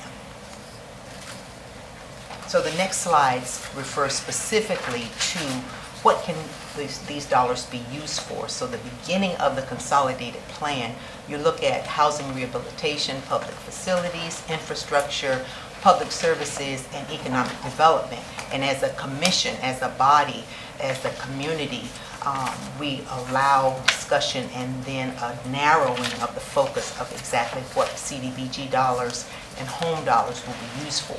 And then, of course, home is strictly for the creation and the preservation of affordable housing. Eligible home activities, home ownership assistance, housing and rehabilitation, and then new construction of affordable housing. And at the center of both of the plans is participation by neighbors, collaboration with community partners, community builders, and municipal leadership to continue the circle of projects from determining the needs, prioritization of projects, implementation, and then honest evaluations. What do we do well? what can we do better, and what do we just need to shelf maybe and look at for another time. Annual action plans are framed by the consolidated plan. So in this particular slide, what you'll see is the foundation being that 5-year plan where you think very specifically and very logically about what you can actually do. Because what HUD does, it requires that you perform as you project. So you want to be as realistic as possible, project realistically, and then hopefully overproduce so that you use the dollars to the best of your ability and to the best of your benefit. And what you see is there are 3- and 5-year action plans. Some cities do 3, City of Gainesville does 5. You project the dollars based on the beginning of the action plan that you start with. So for example, in 2018, we were averaging about $1.2 million. We say over 5 years, we'll have about $6 million. If you can do the same thing in 3 years, that's great, but then of course that reduces your resources that you're looking at. So you're going to have quite a bit of leverage in order to complete those types of activities, especially if they're very robust activities, and you would like to do that in 36 months versus 60 months. So again, historically, the city has done this. We are on the heels of a new consolidated plan, and we will certainly have that outreach to the community, to the commission to get input. One of the things that we find is that activities vary between communities and municipalities. There are some areas that don't actually do, for example, that we are very heavily involved in public services and housing. Sometimes the municipalities decide that it's best for overall community development to do those types of activities for general benefit. For example, public works, so they can keep those dollars in-house to benefit the community based on those types of initiatives. So additional regulatory requirements include stakeholder involvement and the Citizens Advisory Committee for Community Development. There's a public comment period and a public hearing platform for input. So the city's Citizen Participation Plan, which is a document that is reviewed on a regular basis and then updated as needed, actually provides specific guidelines on public meetings, how many of those you must have, public hearings, public notices, etc. So all of that information is gleaned from state requirements, local requirements, as well, of course, as federal requirements.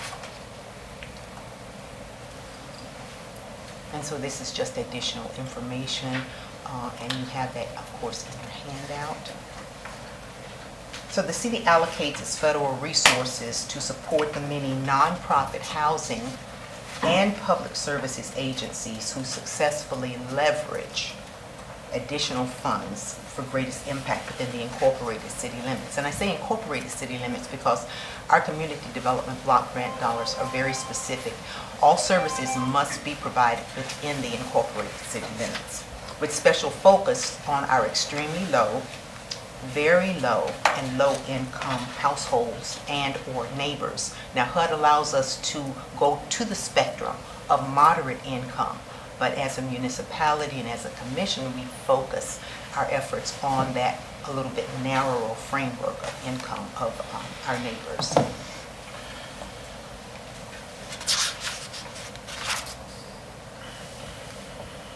So what you have before you here, and over the next few slides, you'll see the CDBG and home allocations that were approved by the commission between 2018 and 2019, 2019 and 2020. One of the things that we encourage, it's not a requirement, but as you can see, the leverage that many of the outside agencies bring to the table to utilize CDBG and home dollars really have an impact on the community.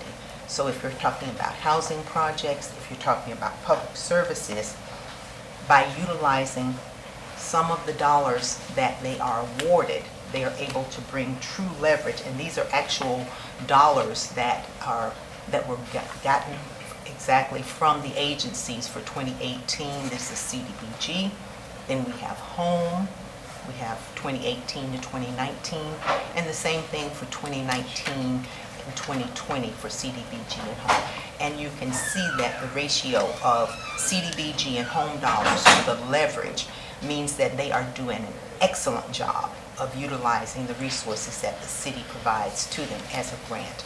And these grants are, of course, reimbursable. That means that they have to have the ability to spend the money and then report on what has happened and then request reimbursement. So that is the foundation of being an approved housing and public service agency. And if you'd please pause for a question Yes. from Commissioner Sacco. Hi, thank you. Quick question. How do we calculate the leverage? Like, how do we give a dollar value to the leverage? We ask them exactly, if you have a project, let's say it is a program, let's use Elder Care, who's one of our agencies.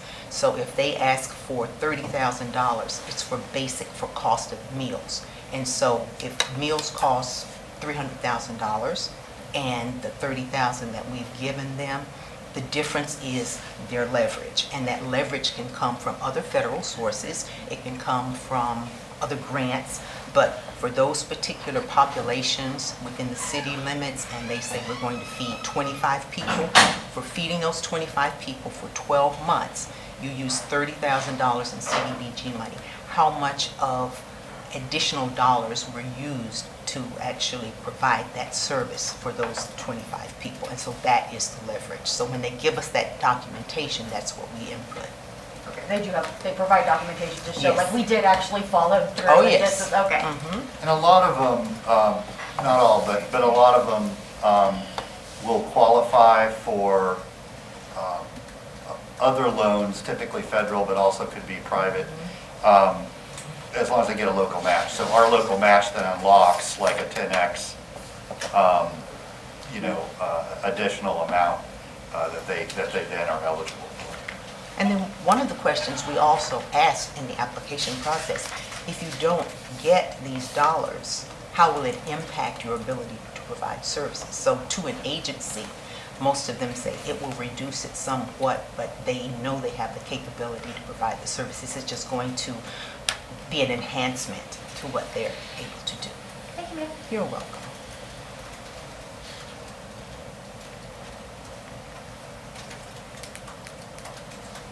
So here we have our funding and our allocations, and you can see that historically, we receive a majority of our funds through the Community Development Block Grant Program, and then a minority of funding to total out the 100% for home dollars. So you can see $1,305,794 for block grant, and then of course you see the $600,672 for the home dollars.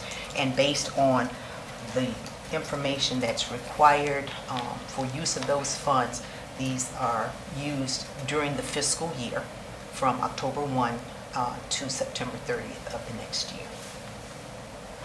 And so you can see the breakout for funding recommendations based on the Office of Housing and Community Development, the categories, and then the actual projected activities that will take place utilizing these dollars.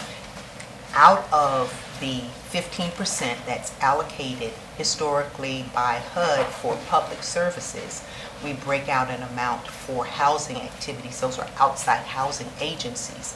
We do the same thing for our home investment partnerships program as well.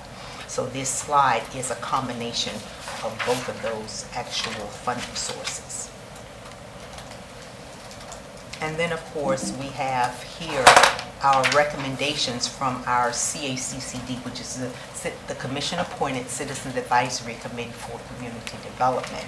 They are a very active body with very lively discussions, especially during the application process. We want to make sure and ensure that we give all of the outside agencies the best advantage to request not only dollars, but for the committee to hear from them on a regular basis, and then also to be involved in the discussion about what their services are, so that they are, as citizens who actually are members of the community, can answer those questions when they do get them from their constituents. And so I have with me Mr. Chip Patel, who is the chair of the CACCD. I also am pleased that my secretary, Mr. Leslie Jerome, is here, but Mr. Patel will speak briefly, and then I'll come back with our requested recommendation. Great. Mr. Patel, thank you so much for being with us, and thank you for your leadership on the committee. It's a tough one. Thank you. I'll just brief you. Mostly everything was covered by Ms. Vian. But good afternoon, Honorable Mayor and members of City Commission.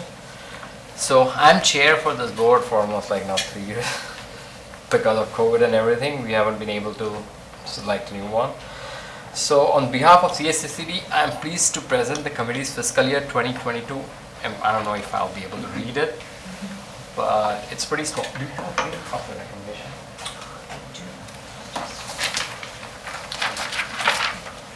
He's got it. I have it too. Oh, okay. I'm gonna get the whole house.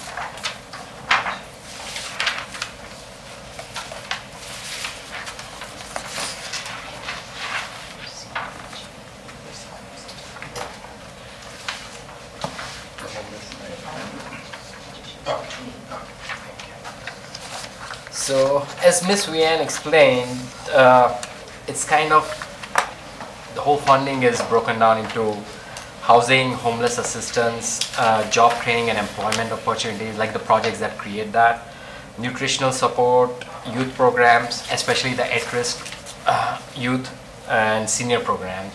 So these are the main heads that get covered in all the projects that are there, which are requesting the funds. And we usually review, like, thing is that after the initial workshop of job application and everything, where staff went out a lot of applications, which are like the process is based on the prerequisites that's established by HUD and city and everybody. So the final application comes to us for reviewing, and then we do site visits, and then we go in details, we go through the whole application in detail and question them if we doubt any expenses, or like just want to make sure that if we don't fund them, will they be able to go through with the project. So we do all that process, and finally after everything the committee sits together, and then we as a whole, like everybody has their individual recommendations, and then we unanimously, after discussion, we select like which agency will be getting how much amount. So it's quite a lot of discussions that go in for the final recommendations, and then we bring this final numbers. So let me go through the numbers for this year, especially with the funding. So the way the thing is divided is that we have CDBG and then we have home. So this year CDBG competitive amount was 370,800, and then out of that 370,800, it was further divided into public services and affordable housing program. So public services got 195,800 and affordable housing was 175,000. And further on with the home, we had available dollars of 215,150. In that, we always have this reserve fund for Chodo, that is 90,150, which I think went to NHDC. So it's kind of a reserve fund. What do we reserve actually for? The Chodo? The CHOTO is the Community Housing Development Organization, and what that means is you have to be set up a certain way. Your organization, you are required to work in a specific neighborhood for a particular period of time. That's different from a community-based development organization. So the city only has one CHOTO, which is Neighborhood Housing and Development Corporation. That means that there is an allocation that's set aside by HUD just for them. So if we didn't have a CHOTO, this $90,150 you see that is going to be utilized by them for either acquisition, rehabilitation, or new housing would not be available. It's not money that the city can absorb to use for additional housing projects. So that is the benefit to having a CHOTO. We are encouraging other organizations to consider being a CHOTO, but at this time we only have one. last, I think, 3-4 years. At least I've seen NHDC being there, the only agency for Chodo. So the Chodo dollars are 90,150, and the rest set aside were 125,000. Out of that, we just funded 90,000 because we didn't have enough applications. So we had like 2 applications maybe, and we totally funded them. So we were left with extra 35,000, which was added to HCD budget for city housing projects. So moving ahead with the funding numbers, with the 370,800, I'll start with public services, 195,000.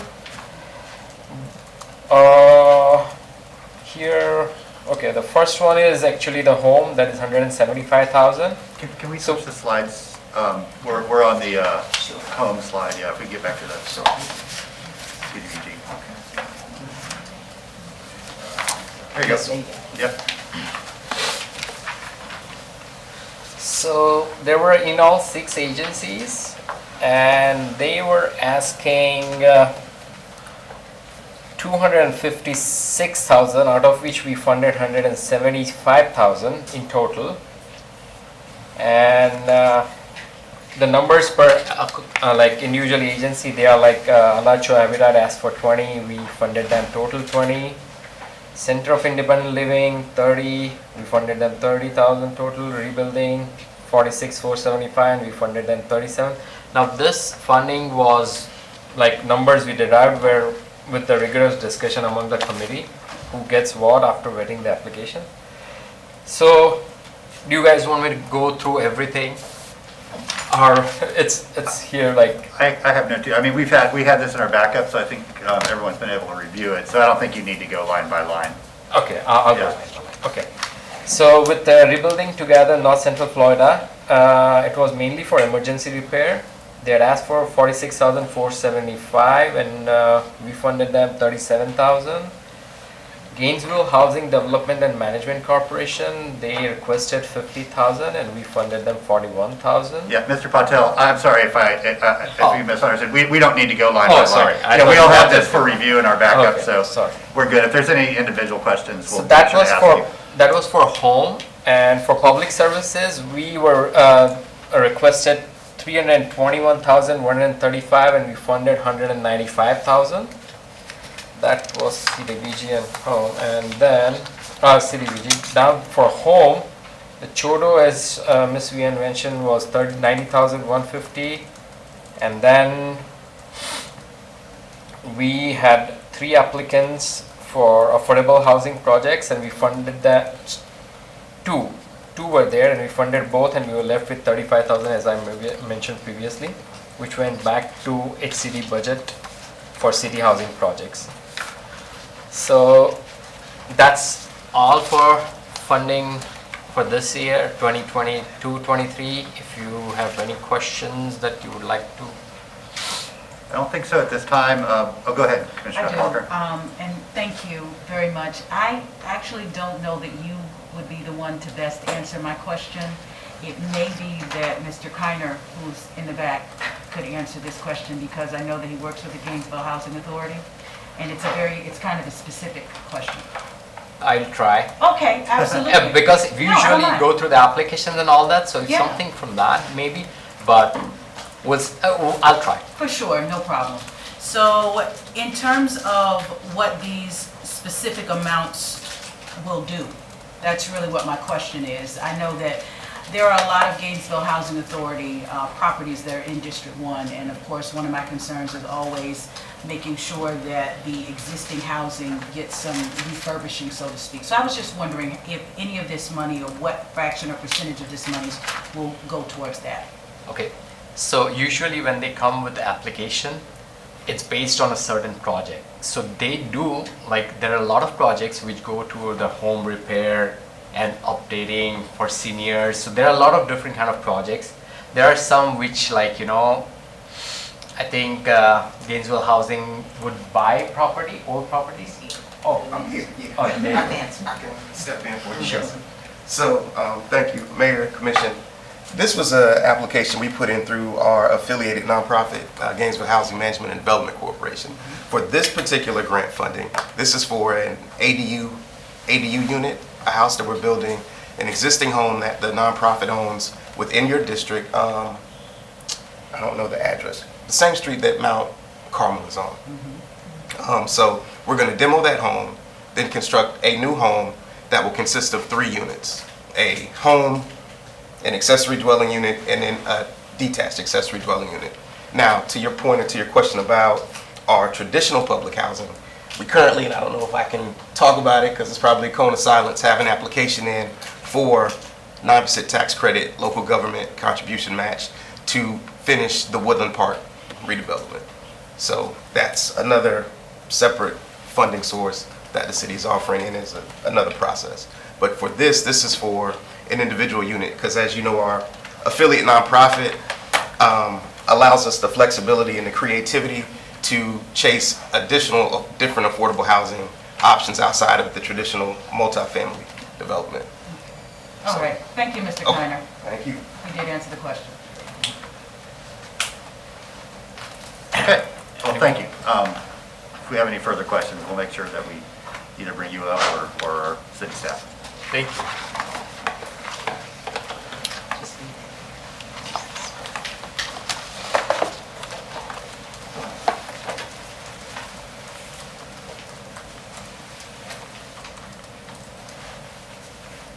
All right, I do apologize. Thank you very much. And so what I'd like to do, we have a request for a recommendation that we would like the commission to consider for the annual action plan submittal. The City Commission, having heard presentations from HCD staff on the fiscal year 2022-2023 annual action plan for Community Development Block Grant and Home Investment Partnerships Program, and from the Citizens Advisory Committee for Community Development on fiscal year 22-23 outside agency funding recommendations, there are 5 asks we have. Approve and adopt the fiscal year 2022-2023 annual action plan for CDBG and home programs. Number 2, authorize the interim city manager or designee to submit the fiscal year 22-23 annual action plan to HUD. 3, authorize the interim city manager or designee to execute all necessary documents required for the fiscal year 22-23 annual action plan for CDBG and home programs. Number 4, authorize the interim city manager or designee to execute subrecipient agreements with those outside agencies designated to receive fiscal year 22-23 CDBG and home funds, subject to approval by the city attorney as to form and legality. And finally, authorize the city manager or designee to take actions as appropriate to allocate the fiscal year 22-23 CDBG and home funds. Thank you very much for your attention. I'll be happy to take any other questions you may have. Okay, thank you so much. Thank you for the presentation and all the work. I know that so much goes into this before it gets to us, so it's we're grateful that you're able to get it to this point. Commissioner Santos? Thank you, Mayor. I want to thank the CACCD board members for their work. I know it's a lot of going through every single one, and the staff on the plan, and I'd like to move staff recommendation. Second. Okay, a motion and a second that we approve the recommendation, which is in 5 parts. We have members of the public that wish to speak to this item. Okay, back to the commission then. All in favor say aye. Aye. All opposed? Motion passes unanimously with Commissioner Chestnut absent. Before we get to public comment? Yes, I just wanted to really quickly mention that one of our organizations on the CDBG fund list, Family Promise of Gainesville, has reached out to me 2 years now saying they didn't receive their CDBG allocations in fiscal year 21 or fiscal year 20. I've brought this to management's attention before, but I know that this is the first time I'm bringing it up to this commission. So I'd just like the management to follow up on that and look into that. I'll be happy to address that. Sure. Go ahead. Yeah, if you're prepared. The annual action plan is based on HUD's initial awarding of money, which says that give us the plan, we'll give you the money. Unfortunately, and I don't know if it was because of all of the different funding programs that took place, but the PY20 dollars were just received this week. We got the award letter, so it's going to be going through. So what is that? That's PY20. That's October 1, 2020 to September 30th, 2021. We went through this entire process, but until we actually receive the dollars, we are unable to execute any contracts. Now, we did reach out to our Office of Finance to determine if, knowing that HUD normally will do as they say they are going to do, if we might be able to go ahead and execute those contracts, allow them to flow through, and then wait until the money, and we were told we can't do that because it's just not the way that we have historically done it. So we did let each of the agencies know, you're approved, we've done everything we can do, we're just waiting on the money. So we do have those dollars in place. Those agreements will be going through the leadership signature process, and actually, I'd say 2 days ago. So at some point, we were like, are we going to get the money or not? If we're not going to get the money, we need to let the agencies know because, you know, they're waiting for those reimbursements. But I can assure you that that money is now in place, and it will be received and dropped into the city's allocation probably within 60 days, because we have a window of time, which is September 12th, to get that agreement signed and back to HUD. And as far as the 21 contracts have been completed, and Family Promise has received theirs. That's a pretty good answer, Mr. Mayor. Okay, good. Thanks for the update. Okay, up next we have general public comment. Anybody here to speak to things that were not on our agenda today? Sylvan.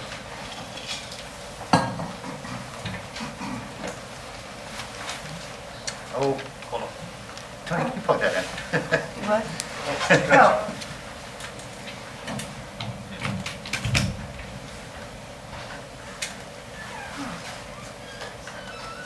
I think that's the time. Got it? Okay, go ahead and start it over, if you will. All right, go ahead, Ms. Silva. All right, Thanks. thank you. I'm Tana Silva. I had some remarks I wanted to make about what we experienced on Thursday. About a mayor behind the bully pulpit, about commissioner making the rules, about a candidate insulting people by calling them fearful. But anyway, let's go on to what the future might look like. But I do want to say that among many remarks that I've seen, this one kind of stands out as an example by a very respected person in the community who wrote in a comment, "The city is consistently selling our history to the highest bidder. They are doing what the great white fathers of the past did, and that is decide for us because they think we aren't smart enough to decide for ourselves." When you meet again after the August election, I hope you'll decide for the city's good and begin to set up the next commission for success that you have not had. I have a couple of ideas about that. One, go carefully through the budget that has ballooned in 6 years, and especially the payroll. Call for real public input on the downtown plan and city properties. Take data protection and other audits very seriously. Stop at ADUs, period, not more upzoning. Kill the transect spot zoning item that's going to come back to you in a dishonest way. Convene a roundtable series to assess housing needs, strategies, and spending. Reconvene true standing committees. That's the most crucial. And these are more, drive hard bargains for the city, stop giving away assets and leverage for nothing in return, and most of all, just do better in your last few months to set the city up for more success to come. Thank you. Anybody else have any items, any comments for items that were not on the agenda today? Okay, any member comment? Go ahead. Thank you, Mr. Mayor. I had, I believe, mentioned in one of our previous meetings that I was very interested to find online an interactive map that actually Miami has one and a few other places have one that outline and showcase where affordable housing is. And I would love it very much if my colleagues would agree to give staff some direction in terms of us doing something very similar. It's been very helpful in helping neighborhoods and neighbors access and find out where affordable housing is, where resources are. It's also been very helpful in informing policy. So really what I'd like to do is put a motion on the floor that gives staff some direction. And to be honest with you, we already have some of the makings of this.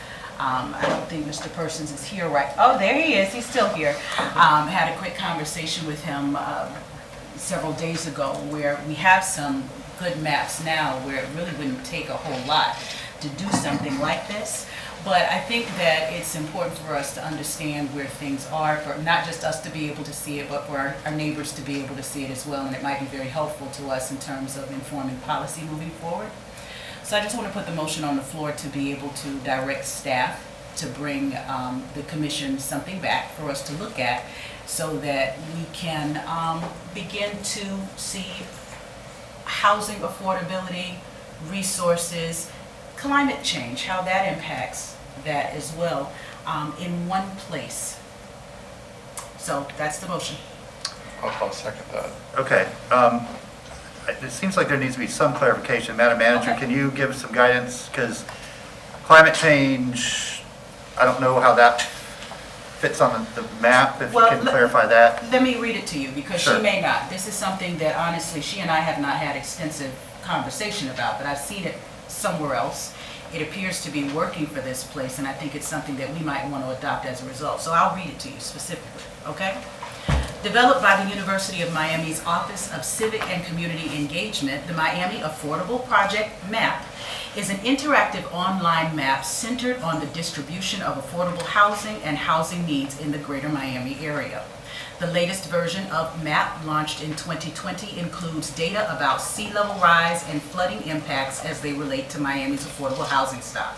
For the first time, users are able to visualize information about two of Miami's most pressing challenges, affordable housing and climate change, together in an interactive map that can engage a wider audience of participants in discussions about livability, equity, and responsible growth. The map serves as a tool for planners, policymakers, affordable housing developers, community organizations, and urban and environmental researchers to explore Miami's housing landscape, address needs, and promote informed decisions about housing policy and urban resilience. So there's a little more there, but it was something that I thought was very interesting. It's something that Miami has been using, and I thought it'd be a good idea to bring it forward to see if it's something that we might want to take a look at in terms of implementing here. I think it could be helpful. Great, thank you. So Madam Manager, do you have what you need? Sure, and as we fill out the framework and work on the work plan, we can basically do some research with that and incorporate that into our framework as we continue to refine it. I'd be happy to do that. Wonderful, thank you so much. Thank you very much. Okay, so all in favor of that, say aye. Are you going to take public comment? This was a referral to staff, so I was not, no. I just want to mention one thing. The county, we got the county to start a dashboard on housing that could be, kind of Okay, foundation. we'll make sure the manager looks at that as well. Thank you. Yeah, question? So this is not direction for them to build, because it could cost a significant amount of money to build it, interactive maps, and to have them look at it and kind of see if it might work, how it might work for Gainesville? Right. Okay. Right, and if it's something that we can do, then absolutely move forward. We'll do it. Yeah, if it's doable, we'll If it's do an it. increment or involves more, they'll Absolutely. just bring it back to GPC Absolutely. for Thank further you. discussion. Thank you very much. Was that your only item, Commissioner? No, actually it wasn't. I do have another issue that I wanted to bring forward. We have often made mention of the idea of equitable development. I was really grateful to see that the city manager, interim city manager, did include a definition of it in the framework. It's something that's very important, but it's also a meaningful place-based mechanism that's being used elsewhere. So I do have another motion that I would like to put on the floor, which is simply that we direct staff to enter into, or I'll say it like this, direct staff to prioritize research for and equitable development, I don't want to call it framework. There's something that I did include down here. It's not technically framework, but to move us forward in terms of rolling out what equitable development will actually look like here in Gainesville. And give me just a second, because I have a word here that I'm trying to find that after lunch just is escaping me.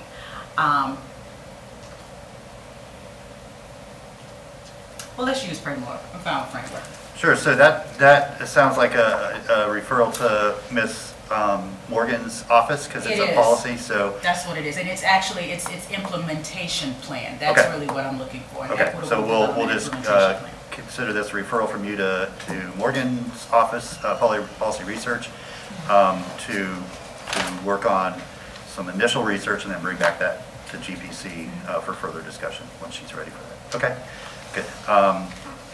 Okay, other member, yeah, go ahead. If, this is just me thinking it through, should Mr. Spolston's office have any interplay with that? I would Because- think so. That sounds appropriate. Well, and that would be something that Morgan would follow up with if there's touch points within the organization. Okay, I just, Yeah, for sure. And that's where I was here.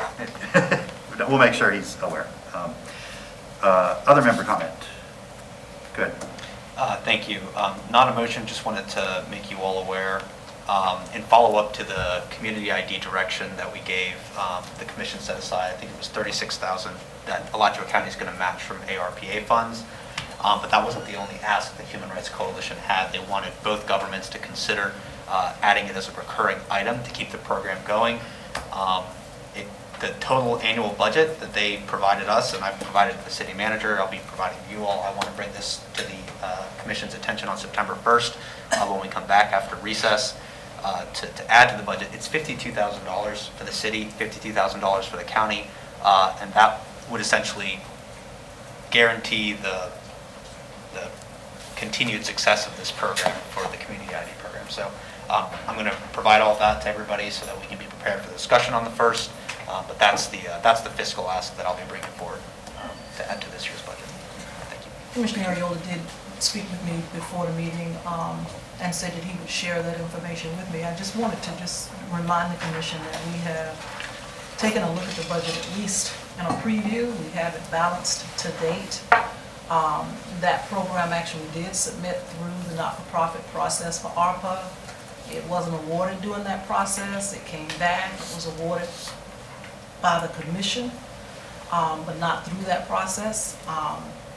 It's not in the current budget. It is being funded with the ARPA monies that were kind of left over after we presented those final not-for-profit recommendations. And again, it is not a part of the current budget that this commission took a preview at. And so I'm just putting that on the table. Okay, if we can ask them to give us a breakdown of their spending and people served to date, because that's a big jump. I wouldn't want to know how that relates to how many people they've served and where those costs are going as well, before I could make a decision on that. Yeah, absolutely. I just, I think that with about a week before the budget vote, it's not three figures. We're not talking $500,000. And it is something that the county is going to match with us. And every time we have an opportunity to share a cost with Alachua County, we should, especially if it's something that affects so many people. But I'll try and get more of that information for the board on the first. Thank you. Yeah, thank you, Mayor. As far as matching, the county's budget is significantly larger than our budget, and I always have concerns of doing a 50-50 match because what the county has to fund is not 50-50. That whenever we do a 50-50 match, city taxpayers are paying significantly more. It really should be like a 70-30 match if you actually look at where tax dollars are being spent. But just keep that in mind, a 50-50 split is, even though the same service is going to countywide, the city of Gainesville is paying significantly higher, or a city of Gainesville resident paying significantly higher than an unincorporated resident. Thank you, Mayor. Commissioner Talcott? Thank you, Mr. Mayor. So I will agree with Commissioner Hayes Santos' point, and also as their attorney for several years who brought the ID to this commission. I know that a lot of their service area is countywide, and their service population is not exclusively within the city. So not only are Gainesville's taxpayers probably paying twice, it's not going exclusively to city neighbors. That said, I love this program. I think this program is amazing. I think we should do everything to support it.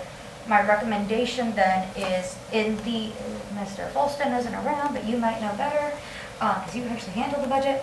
As far as Ginny Initiative funds, out of what he requested, and we put a placeholder in, if we would have space to subcontract out some of the community engagement to the group, and that as opposed to, and then as we build another budget, look at how to make it a recurring cost. But at this point, contract out kind of assistance for the Ginny, he's not in the room.